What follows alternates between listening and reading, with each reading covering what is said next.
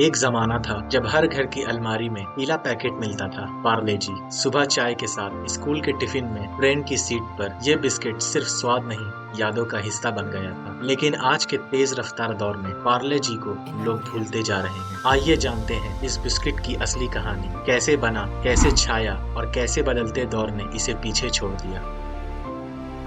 1939 में जब ब्रिटिश हुकूमत अभी तक अपनी छाप छोड़ रही थी, लेकिन वहीं मुंबई के पास एक छोटी सी बेकरी थी जहां काम करने वालों के दिल में एक ख्याल आया, क्यों न एक बिस्किट बनाया जाए जो असली भारत का स्वाद दे, अंग्रेजों के पैकेट की नकल ना हो।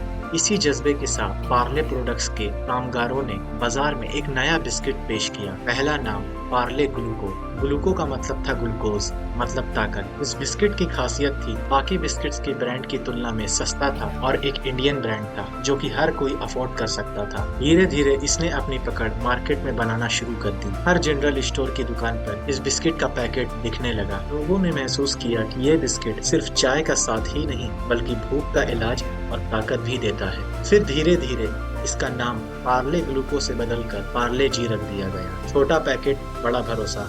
गांव-गांव, गली-गली तक ये बिस्किट अपनी छाप छोड़ने लगा और 90s के दशक में पार्ले जी बन गया सबसे ज्यादा बिकने वाला बिस्किट। सुबह चाय के साथ दो दो बिस्किट, हर लंच में पार्ले जी और रेलवे प्लेटफॉर्म पर पार्ले जी दो भाई की गूंज सुनाई देने लगी। ताकत भी स्वाद भी का जिंगल हर कोने में गूंजता था। चाहत अपनी यही है जी, अपनी भी साथ भरे शक्ति भरे बरसों से पार्ले जी।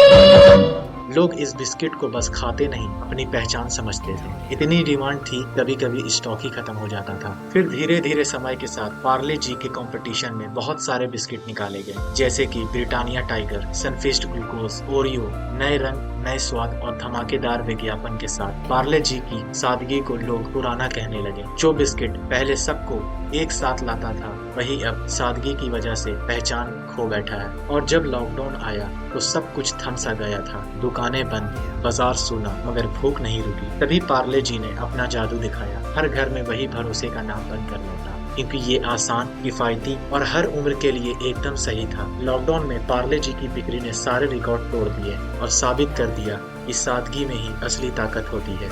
ये तीन चीजें हमें पार्ले जी की स्टोरी से सीखने को मिलती हैं। Impact without flash.